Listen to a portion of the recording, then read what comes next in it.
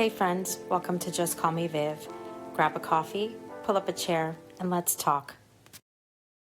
Today's episode is one that I have been looking forward to. My guests are two Boricua women who did the thing we all talk about but rarely do. They turned a conversation into a community, and that is really inspiring to me. Elizabeth Colon and Marisel Melendez are the founders of Boricua Talks, a speaker series event rooted in Puerto Rican culture, storytelling, and connection. And honestly, their story starts somewhere I think a lot of us can relate to. Two women, a cup of coffee. In this scenario, it's Bustelo, and a whole lot to say. Bienvenidas. And before we get into it, I need to know, who are you when no one's watching? I don't want to know about the founders, not the event planners. I want to know who Elizabeth is and who Maricel is. Okay. Wow, interesting. That's a good question. I'm like, who am I? Now I gotta ask myself, who is Marisel when it's not Boricua Talks or oh wow. Wow. Well, I love to on my spare time is to read. I'm a bookworm, love to hang out at Barnes and Noble or new upcoming book stores. I just ordered last night, as a matter of fact. Her name is C. Cruz. She has a series, The Vampires, in a four Yes, series. Yes, see yes, something. And I'm like, do I have five other books waiting in line, but we have to support our women. And that's not a genre that I read I always steer off, like healing journey and, memoirs. But this one I was like, I gotta get it. So I ordered it last night. So that's what I do. I order things in the night and I ordered that book. So something that makes me happy. It's like walking into a candy store is walking into the bookstore and getting books that absolutely. I really don't need to just put them in the shelf, but I do have a library. Beautiful to hear. I love books too. And I have a list, a TBR, so I can relate. Same here. Same here. So next, you, Elizabeth, tell me a little bit more about you and who you are outside of Boricua Talks. Outside of us. So, and I'm again Elizabeth Colon. I am a business owner. I have a company called Metaphrastus Language and Cultural Solutions. It's been around for 18 years. So if I can make it to 20 years, I will retire very soon, which I'm looking Wonderful. forward to it. Besides that, I am a proud mother of two boys. And I say this con mucho orgullo. I have a commercial pilot who flies for United Airlines and a 22-year-old that's graduating from college. And besides that, like, who am I when nobody's looking? I am a tomboy, I want to say. I love wearing my jogging pants, my baseball caps on the weekends. I like to binge watch TV and on Netflix, something that I didn't do before, but have started to do it more. Not a good thing necessarily, but I love just doing that. Every Saturday morning, I pick up a cup of coffee. If it's summer, I'm sitting in the patio just listening to the birds. Otherwise, I may be laying in bed watching news. Around a fun person. I'm an extrovert, but I found myself turning into an introvert where I live my little quiet now. So I'm very selective about how much I go out now because I just love to be home. So I think that's a side that people are kind of surprised to hear about now. Yeah. So you started with Cafecito, and how long have you been friends? That's We have another been good friends for question. I over love five it. years. The what? So that's always a good question because they're always asking us, how did we meet? And I can't remember when we met. I know that we clicked the day we met, whenever that was. Yeah. And we've been friends ever since. So 5 more than years? 5 years at Beautiful. least. More than 5 years. But yeah. We kind of backtrack into history. Like, okay, so this time we did this, and we went back even as far back as the videos to see when we started and where were we when we first met. But like Mighty said, we did click immediately, and we just found that we were always just kind of laughing out of the most silly things when we were together, and that's how our friendship developed over time. Well, That's beautiful to see. one of the thread that is the connection is because we're both in today's Inspired Latina. I'm in volume 4 and Elizabeth is in volume 1. So that was one of the Mhm. connections of where we met because of today's Inspired Latinas. So we have to give them credit for bringing us together, right, Elizabeth? Forever. Yeah, we do. That's true. We do. Yeah. I love that you mentioned that your friendship kind of started later. Some people, and I've had this discussion before about how as we age, friendships change, and sometimes we lose friends, Mhm. and sometimes it can feel hard starting new friendships. So it's nice to hear that your friendship blossomed over something that you had in common, and that you genuinely just clicked. Sometimes you find your kin without even knowing. So it started with cafecito, and it sounds like we're all coffee drinkers. Yes, we are. And yeah, and I think in our community, it's not, at least growing up, you just don't invite some random strangers to have cafecito. It's a little more intimate, right? You do it with people that you're comfortable with. What did those early conversations when the two of you first sort of met and were having cafecito, what were they like? And what were you even talking about? Wow. Well, there was another incident between us in the early stages of our friendship. Was we were guest speakers on a panel, and she asked me, "Oh, can you hold my purse because they're gonna call me to the panel?" And I'm like, "Oh, of course, yes, I'll hold it for you." So that's how. Just she was showing already that she trusts me. Because I never met her. So then they introduced her and then they start introducing me. And then I go sit next to her and I go, "Here's your purse." So it was just trust at first sight, right? Yeah, Trust. it was trust. And our conversations over cafe was so this is how we blossomed into Boricua Talks. And I might be answering a little bit in advance, but when we got together, it was like we talked about nothing and a little bit about everything, if that makes sense. And so when we were talking, we would laugh. Like we would just laugh over some of the silliest things. And I have to give credit to Marisel because she's more of the funny person. She brings that out to me and when we're together, but she's the one she'll just say things that are just simple little conversations or incidents, but they intend to be funny. So that's how kind of like we would talk about those and we were always laughing. And then soon we were just saying the same thing at the same time. We were like totally in sync with that conversation. And our words will come out the same. Our thought process would be the same. We would think about the same ideas and they were just kind of like blur. And we look at each other and we start laughing again. And I was like, wow, this is like really crazy because you don't find that often in people that you meet. Like you don't find that sync or that connection right away. So that's how our conversations were. Now, there were serious conversations too, I won't say that and everything, but that's how our friendship ended up blossoming is that we just sat down and we would just have these conversations. De nada, basically. And we just grew with that.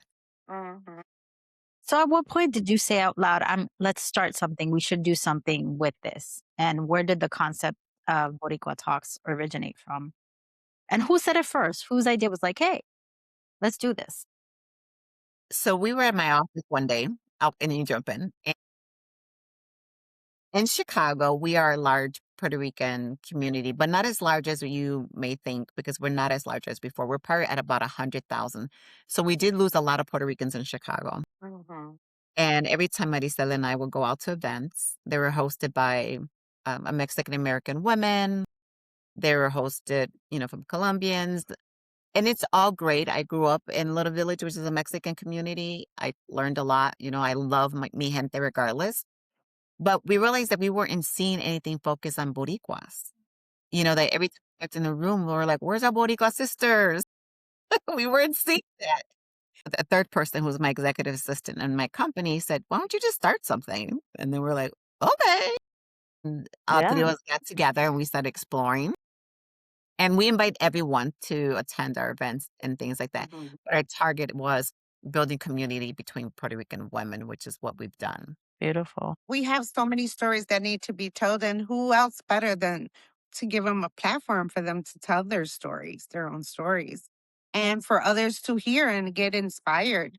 That's the main focus, is to inspire others because si se puede, but we're, finding them and giving them the platform to do so to inspire others. Yeah, it's curious that you understood.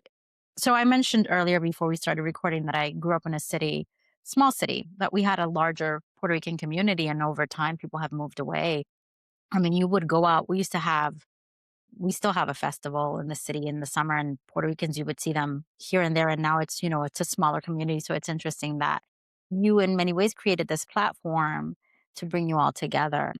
So, when you first thought of it, I know that, and I read somewhere that you thought of it as a digital space first Mhm. and like building an online community. And was that around the time of COVID that you started, or was it post COVID? I think it was post-COVID. Okay. Yeah. Okay. Post-COVID, yeah. It was post-COVID. At what time did you decide to shift instead of just building an online community and doing more in-person events? And how did that happen? And kind of what made you shift your idea about that? I think life was getting in the way of us doing our digital platform. We were very So fun. successful, and I think that's where people recognized us. We went one time to a comedy show, and we were walking out, and a woman just ran behind us. I'm like, "Are you the Boricua Talks girl? Are you the Boricua Talks?" Like, we felt literally like celebrities, and she was from Mhm. Indiana, and it was this amazing kind of feeling, like, "Wow, this is how celebrity feel," right? Marisel and her family owns a Puerto Rican restaurant, and then I have my own business. It's difficult for us to connect, and then we tried doing it from a distance, and then we went virtual. But prior to that, they were always done in a space, right? And it became a show about nothing, a little bit about everything. And we were told by a lot of people that it brought laughter to them because we would literally, what is it, release it during lunchtime so people would watch it during their lunch hours, and they would laugh with things like that. And it was just really, it was fun, right? We even had Mhm. Omi. She's one of our. We actually tapped into her First. money in the beginning when she was starting off, and she was in one of our shows too. And it blossomed to that. And then as we were showing up at places, we were just hearing people, the conversations, and we're like, we have to talk about this. We have to talk about this, what's happening in our community, right? What people see on social media is not necessarily what's happening behind closed doors. So then we decided, let's do a Boricua Talks TEDx style event. And we did our first one. We got a major support from the National Museum of Puerto Rican Arts and Culture here in Chicago. They hosted us at their event. We had Wow. 7 women, 7 stories, 7 minutes. It was like 7 minutes, and we sold out. We had a waiting list for people who to wanna come into Wow. the museum. And I honestly, and the Marisa can add to this, till this day, we cannot tell you or describe with one word what we felt in that room. It was magical. It was this amazing. I can't even explain it, Marisa, you could just jump in. It just brings joy to my for thinking about it because the the stories and the powerfulness of it, how everybody embraced each other, how everybody was crying together, how people laughed together, how people danced together. It was something that we knew right there and then that we had to repeat it year after year. What do you think? What year was that? 3 years ago. This is our Wow. fourth. This is number, yeah. This is the This is No, number fourth one 3. in 2026. what I wanted to say was also how our show is so, that people could connect is because we don't even have a conversation. We just get in front of the camera and we just start talking. It's not scripted. So, whatever my day has been like, for example, we talked about bad halitosis. Nobody talks about bad halitosis. It's like, so you give them a gum or you don't. And then Elizabeth looks at me like, what are you talking about? So it's just conversation with unscripted and very relatable. And that's why, we keep coming back. Yeah, We keep selling out on our events.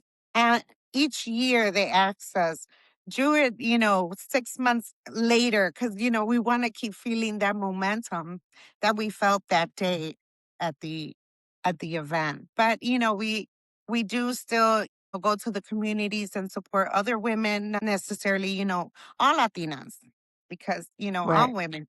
So we continue to support in the community, but that's one of the things that gravitates is our just conversation that's not even being script. right. And just to add on to that, when we would get together, we literally could not talk to each other. until the show started because we would start She goes, sharing wait. like the excitement of things. And so one of us would be like, be quiet, don't tell me until the show starts, because then we wouldn't naturally laugh at the things that we were going to talk about. So we would have to separate, like, don't talk to me, don't talk to me. And it's only The half an yin to the hour. yang. Yes, that's what I told her. Kendall, I'm trying to like not like me arme de la risa, but you're funny. Right? No, but that was another one. I was like, oh my God, Elizabeth, we're the yin yang yon yon. How was Yeah. that thing that we didn't remember what time? And she was just like, you mean the how is it you say it? I always lose it. The yin The yin and the yang. yang. The yin Yin the and yang. yang. That's what we are. Yes, But it's you been are. You beautiful and most definitely amazing are. to share and the anticipation now that's coming up and everybody's so excited and I'm like, well, get your tickets porque no deje que te cuenten. Yeah. Be there. And we sell Exacto. out fast, and we're about You 50% do. I mean, sold it's a already. beautiful event. Just researching it and looking at it and the platform itself, women telling their stories. There's so much that happens when you share your story and you share vulnerability with others. I think, in this world, being Latina, being a woman, there's so many hats we have to wear Mm. and sometimes so many masks, right? Absolutely. So many expectations. And I think it's beautiful that you created a space where people can really be open, vulnerable, and learn from each other. And like even be in a space where like, damn, I'm not the only one, or damn, this woman is really inspiring. If she can do it, I can do it too. Mm-hmm. Even hearing your stories, your just how successful Mm-hmm. you've been in your own lives and your paths. And I think that's important to share with younger women too, coming up. So again, I'm inspired by you. It saddens me that you're so far away because I'd love to sit down and have cafe with you and just hear your stories and just chismear un poquito. Tell me about a moment early on. And if this ever happened, I don't know, it may have, where you've maybe looked at each other and like thought to yourself, what did we get ourselves into? Did you Well, ever have that moment? what did we get ourselves into, but in a good way? It's like our events each year, we already have speakers lined up because this year, I think we have two from the first year of Okay. our guests because they're getting the courage because a lot of them are first time telling their stories.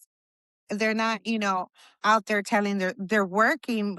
For example, we have Raquel. She has Borinquen cakes and she came to our first one and she did the third one. So That's we beautiful. have we're set for years to come with speakers. Each time we have someone, it's only 7 of them and we get what 80 and then 100 attendees. So we have speakers for years to come.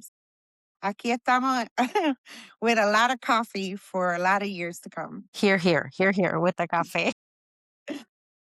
Yeah, I think sometimes what makes it like when I say, did we get ourselves into is we are very small. It's just Muddy said, myself and my executive assistant. So when it comes to planning and executing, it's a lot of work and it tends to take us away from other things. Like for me, it takes me away from my company. It takes my executive assistant away from my company.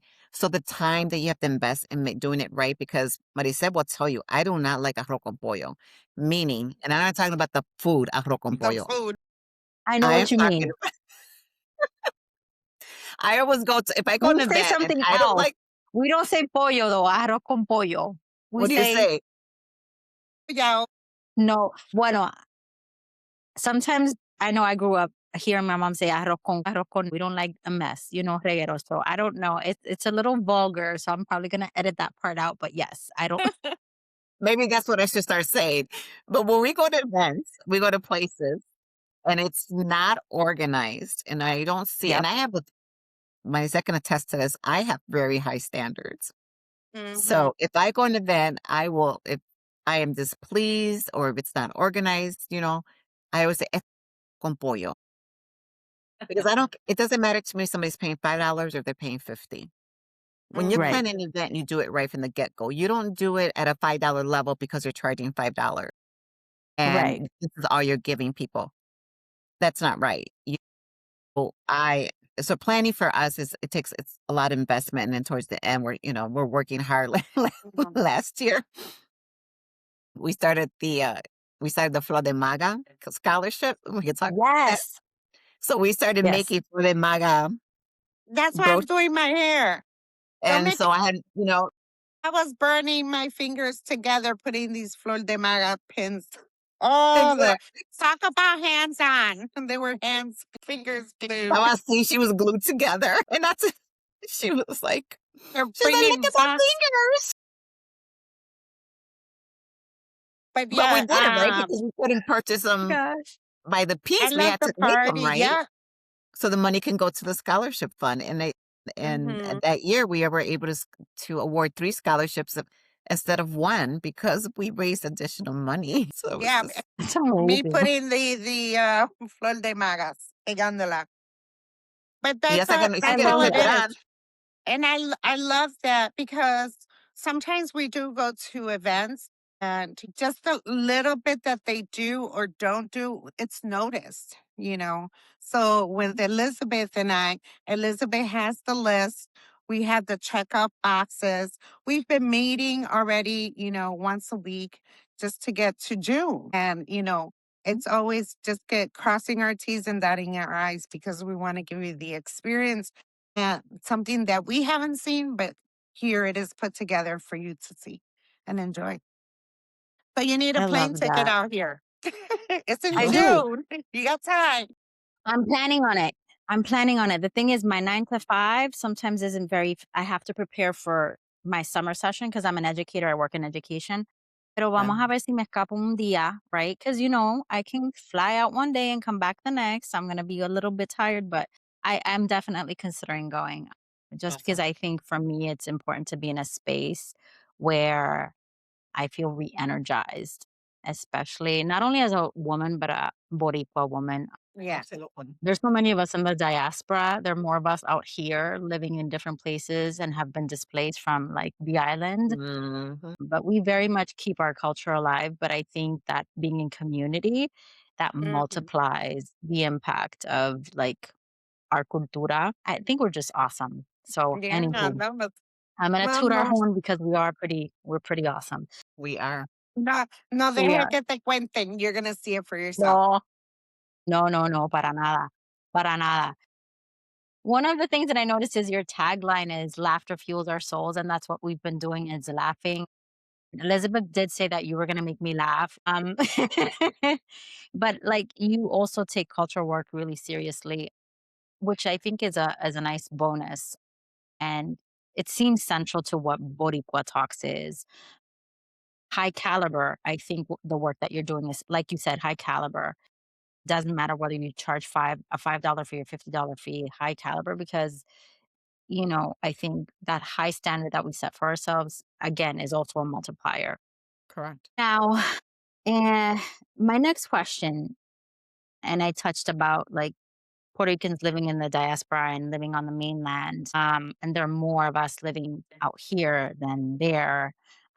That's quite a striking statistic, and I think that also number grew after the hurricane, and my parents were impacted by that too. What would you say Boricua Talks means for the Boricua woman who grew up here but maybe doesn't speak Spanish fluently? Maybe she feels like she's not Puerto Rican enough.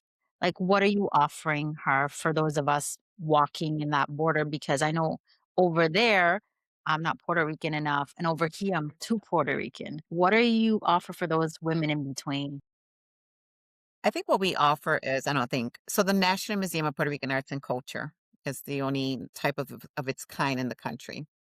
And when Yes. they heard about Boricua Talks and they went to our event, which they hosted, and then we had their speaker, they committed to hosting us every year. So that's our home, right? First of all. Second of all, we leverage what they offer to the community by bringing in our members. So, for example, one time we did a private led docent tour, and many of the women had never been to the museum. Many of the women didn't understand certain parts of the culture, being from over there, from the diaspora over here. And when they walked into the museum, they were fueled with amor, with cultura, with everything possible. Many of them joined on the spot. They could keep on coming back, right? So we use Boricua Talk as a platform to shift them to love their culture and to understand it better. You may not know English, but we're still presente for you. So beyond Boricua, we have a mastermind group where if you're a member, you get a monthly mastermind session with us. It's Mhm. either hybrid style. It's 1 month it's in person, 1 month it's via Zoom, and we talk about all things. And it's in a private, sacred space. And it's amazing the power of this group collectively together. Conversations we have, what we talk about, how they feel about the things that affect them as Puerto Rican women and their children, because we talk about that too. And we laughed, and I can't, you know, attest to this more. Before we end, everybody's saying, "We love Boricua Talks because you create a safe, sacred space with other sisters. We have sisters here, and we can share without being judged." Yeah, that's beautiful. And I wonder, you don't have to name names, but tell me if there was ever a moment, especially with those small one-to-one touch points that you've had people, a moment where someone walked in as a stranger and you felt like the whole point of Boricua Talks, like actually shifting that person in real time. If there was ever like that aha moment that happens, like this is why we're doing what we're doing. Well, it's gonna share more about the mastermind. So we have a member who born and raised in Chicago who would join, and I'm not sure at the time what she was necessarily looking for, but she would get really upset because she was like, "What am I doing in this group listening to all these women cry or complain or whine?" Right? Porque ella es fuerte de carácter, period. She's Sí, sí, strong. sí. And it took her about 3 months for her to open up, and what she did, it was a flood of tears, of emotion, of understanding, like, "I know what you're doing here. I know what I'm doing here now." Right? And she's one of our biggest supporters to this day. I mean, as a member, but as a volunteer, as a go-to person that I can now go to, because she's also an educator. And she's actually, one of the persons that I tap into to grade my scholarship applications and to screen our speakers, because I want the educator side of a person to do this for us. And that was a big Right. aha moment for her because she would talk culturally que tú tenías que ser fuerte. You couldn't express yourself, right? You couldn't show up and speak about things that was private. And she was very guarded at that time. And I love that moment, because it really spoke to the value of the mastermind, the community we were creating, the humor we were bringing to the table, the questions we were prompting to get them thinking about things bigger, than what was happening around them, or bigger for themselves too, right? And that was, for me, was a aha moment. I don't know, Marisa has another one, but I always remember that because when that happened, I was like, yes, this is why we're doing this, right? And this is why we need to continue doing that. Have My you had that my aha moment, Marisol? yeah. I remember and I also remember the photographer Esteban took a picture of me and it was that ugly cry in our second. Oh, yeah. You remember that picture? It was just a flood of tears because the thing is for me, I was born in Puerto Rico. So my birth certificate is de Puerto Rico. And I lived here since I was a year old. So yo no soy ni de aquí, yo no soy ni de allá. And just opening the doors and educating myself to Mhm. educate others and my daughter to show her because every year she wants to go back to Puerto Rico because she learns a little bit more. And I feel that she, her roots that her mother has, talked to her about the warmth, el coquí, el sonido, just inspiring her loving La Isla. Pero it was the second year that I was in flood of tears because everybody that has told their story has changed. Not only my life, but it also has inspired my daughter. So I know that I'm doing something right when my daughter says, "I want to be surrounded by you and your friends, mom." And she's 30. Well, 33 now. Yes. So that That's those flood of beautiful. tears is just, I know we're doing something right. And there's a picture to show. Is that Yeah. ugly one? Yeah. It's the telenovela cry. Yes. Yes. I love it. You mentioned your daughter. I'm raising a daughter who's primarily she's been raised here, and sometimes it sounds like a broken record whenever I see something Puerto Rican, a Puerto Rican artist, or someone who writes a Yeah. book, or I'm like, they're Puerto Rican, so and so, they're Puerto Rican. So even if our kids are resistant, they're listening to us, and the more that we express our pride in our culture, again, we continue to disseminate that and show them that there's a lot of pride. I actually scouted that trip with my daughter when she was younger. It was during the pandemic in 2021, and we were wearing masks, and Puerto Rico was really strict Oh, about yeah, they like were. their COVID guidelines, and you couldn't go anywhere without your mask, without cleaning your hands, and they had to buzz you in. And I remember that trip because I think it was one of those moments where I got to show my daughter how beautiful our culture is, that even despite the struggle, people are always saying, welcome, buen provecho, Yes. te dan, they Bendición. share. Yes. Puerto Rican people are very warm and they share, and like you meet them on the plane and they're already inviting you to their houses, Mm. bang, you're from my town. The food. The food. Yeah. So again, it's to the point that you've created that community. You're bringing other women along with you, and building over time. As friends, has this changed your friendship? This endeavor, this project? Oh, I mean, I don't think this project has changed it. I think our lives in general has changed our friendship. Mhm. I think things things get in the way, But I will say we will always show up for each other. If something happens, she'll show up at my door. If something happens to her, I'll show up at her door. We're trying to find our way back. And it's not for any other reason, but life just took us in different directions, right? As you're talking like friendships, right? You have friends and then it's all seasonality, right? And when you're in a place, sometimes when the season tells you something else, it gives you something else. Everybody shifts a little bit. But we know the power in Boricua Talks. And every time we get together, we're like, we got to do the show. We got to do this. We got to do that. we're Boricua Talks. We did one too. We just took a vacation together. Yes. So we need to plan our next one. We went on my first cruise, and that was amazing. And we need to, just do small things. But like Elizabeth says, she knows I'm a phone call away because she does live an hour away from me. Oh, wow. Yeah, Mhm. she does You need live to an come out to hour away. Boston. Yeah, sorry? I'm I thought inviting you out to Boston. If you want to come to Boston, to my side of the state, I'll show you around. I'd be I would happy go. to have you. 1 year. This is how good we are. One dear Marisel went to New York with her son, and someone bailed, and she said, "Elizabeth, come to New York," because she got tickets for Eli Castro. Yo soy? Was it Yo soy? Okay. And so I told my husband, like, I'm gonna go to New York, and he was like, "¿Qué? ¿Tú estás loca?" I'm like, "I'll be back in 24 hours." So I hopped on a plane, made it just in time for the beginning of the show. We spent I can't even tell you. We did so much within not even 24 hours because it wasn't 24 hours. By the time the show got done and we got back to the hotel room, we spent but it was a lot that we accomplished because we were really focused on what we were doing. But to talk about the fun and the relationships we have, we put on our pajamas and we sat on the bed and we both grabbed a banana and we're like, "Hello, Marisel." Like, we we're had conversations. calling our friends.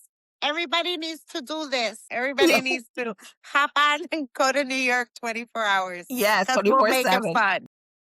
And then the next morning I had to hop back because promised my husband I'll be back in 24 hours. And then we came back, and because of Eli Castro, there was the door that we had. But he says like, "Ojo, Mira, ojo." pero no Yeah, me miren el ojo. for us when we came back from Chicago, right? So one way or another, we always find our way, back to each other. And, we're laughing right now, and you could tell she's very, she brings that energy to you as an individual. Even if you're Mhm. serious, to kind of just want to laugh and everything like that. Sometimes I have to put her in her place. I'm like, Marisel, ya, Here you go, the yang yang. Yep. Somebody has to do it. Yep. Have to No, balance each other out. Yeah. yes, no, most definitely. Elizabeth inspires me and keeps me accountable. So that's what we do for each other is just keep each other accountable. And, Mhm. our friendship is here to stay. We're friends forever. Friends You're forever stuck with because each other. yes, Yep. no, most definitely. And she just went through her roll of camera and she goes, Marisel, I think we have more selfies together than any other family member in my phone. And I'm like, espérate, we're mutual here. It's between Elizabeth and Chewbacca, my dog, on my camera roll. But no, it's just the love and just being sincere and honest. And like I told her, this is what you see is what you get. This is it. I don't Mhm. have no hidden agenda. I tell you my truth, and that's how you build relationship that lasts.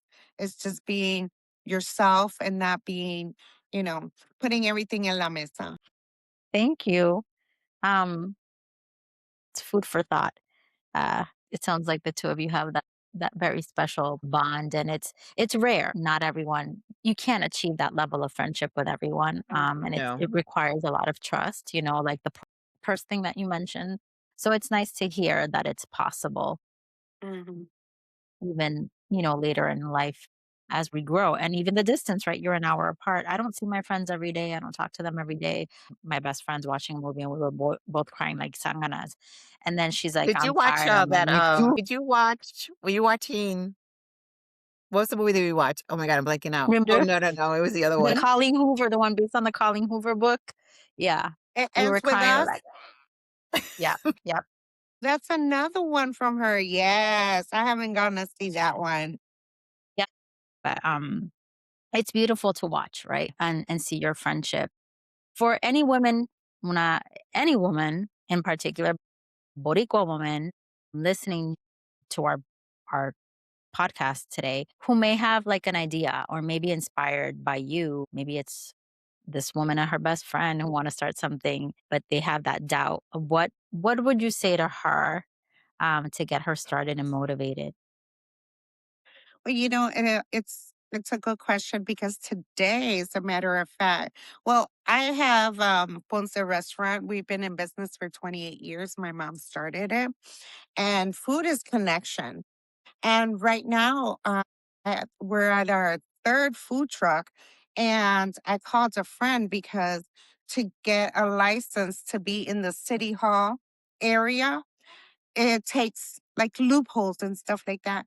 So Oh I yeah. called a friend and I said, listen, I'm going through this process. Do you know anybody that's starting it so we could do it together? Because I know after we get through all this paperwork and everything is complete, this is where, the work begins. Also, if you don't have like that push or find someone to guide you, doing it Yeah. alone, it feels very alone and very discouraging that you don't want to do it. So I'm going through it by myself, but I'm like, is anybody else? So we could come and do this together. But to tell you the truth, just it is lonely being in an entrepreneur, but find your tribe because they're out there. And the thing is that it's easier to give up, but giving up is not an option. Let's do this. Let's find our tribe because si se puede and there's no way around it.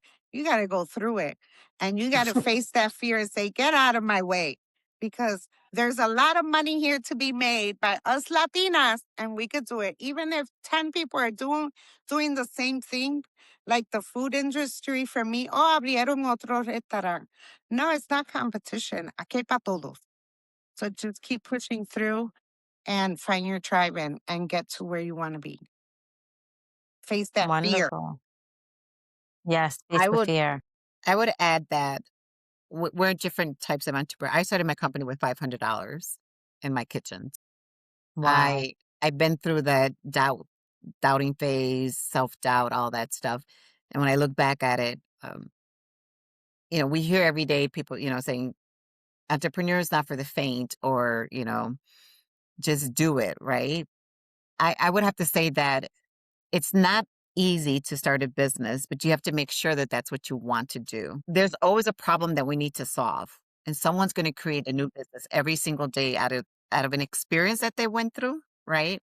Or of a problem they want to solve themselves. And it's going to take a lot of work. But when someone wants to create a business and they're just second guessing and doubting themselves, they're fighting with themselves and themselves only because no one's going to care what you want to do. just do it, right? Create it.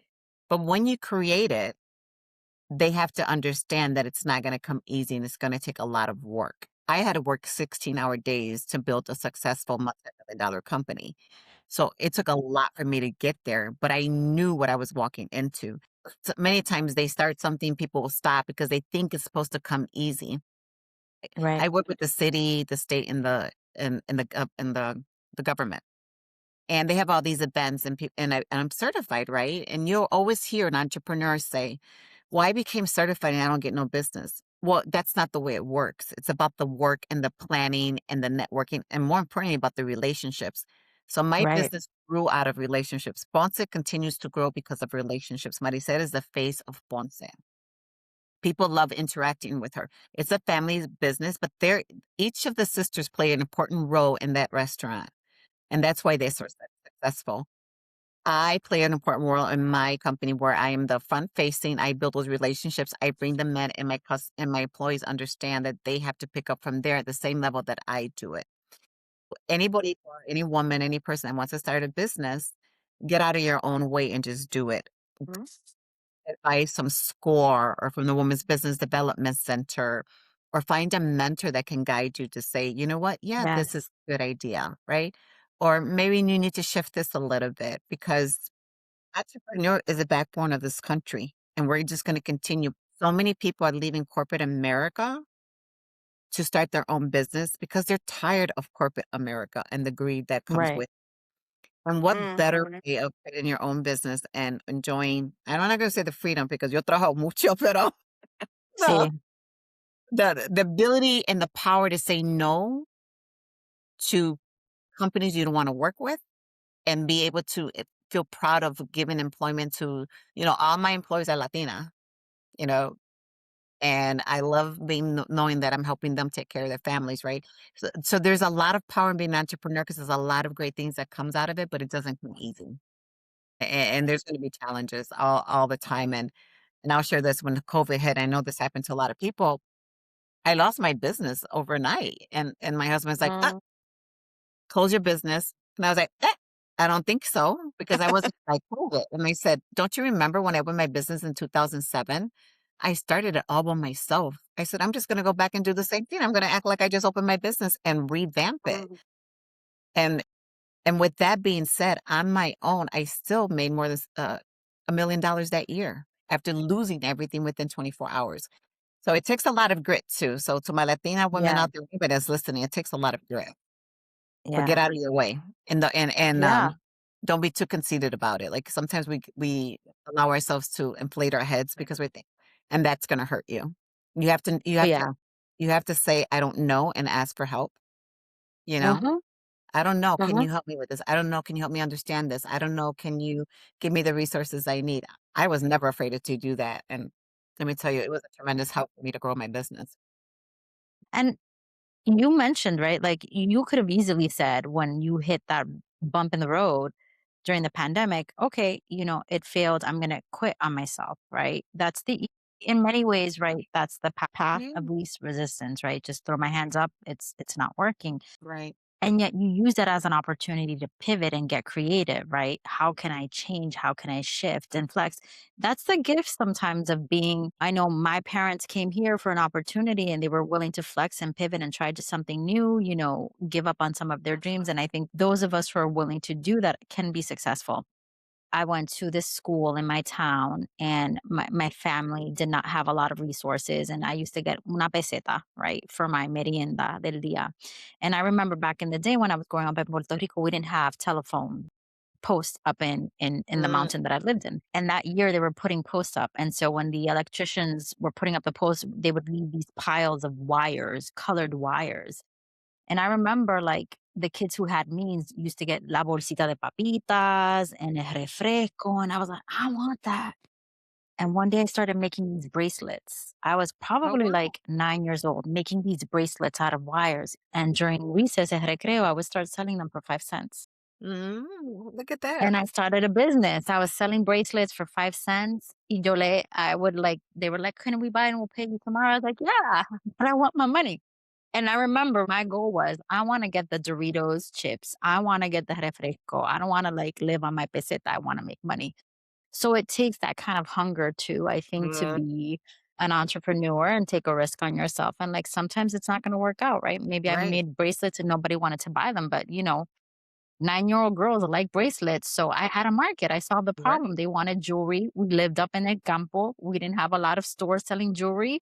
And so I made them. But There you it's go. like being creative, being flexible, and Yeah, thinking like when one door closes, maybe another one won't open, but the window will. And you have to really. create. This is why I do this podcast, because hearing your stories, your tenacity is encouraging to me and other women Thank out there you. who may be a little afraid and they can find community, right? Maybe they're out here and they Yeah. see your platform and they'll sign up and get that motivation to, that little boost to Mhm. move forward. I'm going to ask rapid fired questions, okay? Some of these may be a little controversial.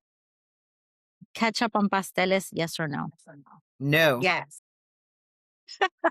that's fine. Okay. Second question, do you call them empanadillas or pastelillos? Pastelillo. Pastelillos. Okay. Okay. Salsa or reggaeton? Salsa. Reggaeton. I knew you were gonna do that. I knew you were gonna say reggaeton. Oh. And finally, do either of you ever listen to freestyle? Oh, Yes. yes. Yes. Favorite freestyle song? Favorite I'm what? sorry. What's your favorite freestyle song? Diamond girl make me feel. It's like, oh my God, I know it. That one. That's We my just had a That's a good freestyle favorite. one. concert in Chicago. It's I'm either a Diamond diamond Girl girl. or people default to Spring Love. No, Diamond Girl. Yeah, Diamond Girl. Diamond Girl. Diamond Girl's a good one. Yeah. Any last parting words before we wrap up? And I spoke a lot today. I do that to her all the time. I know, and I love it. Let me just say this. Congratulations and thank you for the invite. I am honored that you're all the way over there and you're calling us over here. So that makes me feel light and love because I know someone is watching and we are on the right path of doing something amazing. And we don't get sometimes like we doubt ourselves or not doubt, but we feel like no one's listening or looking at us, but they are. So thank you. No, That's it. thank you. El honor ha sido mío. I honestly, when I asked, I always say it doesn't hurt to ask, and people can Right. say no to me. And so the Mhm. first step is asking. And I ran into your Instagram and I was like, I want to know them. I want to know these people. And I reach out to people. I message everybody. I'm like, oh, I like them. And so I have no expectations. I put it into the universe. I hope that they respond. And the fact that you responded and so warm and so willing to take your time because we're all busy women working. Um, to just sit in again, I don't have thousands of followers, but I have Yeah, the it's okay. followers that need to be here and listen. And I think the stories resonate with them in many ways. And for me, again, just hearing your impact in your community is refreshing. And I Mhm. gives me the motivation to continue doing my work. Even if it's just in the entertainment space, it's something that is rewarding to me. Absolutely. So to the woman out there who is listening, who feels inspired, or maybe the Boricua or the woman who feels that she's not Puerto Rican enough. She's listening out here. I hope that this message resonates with you and inspires you to do something wonderful. Until the next time, please take care of yourselves. Bye. Okay.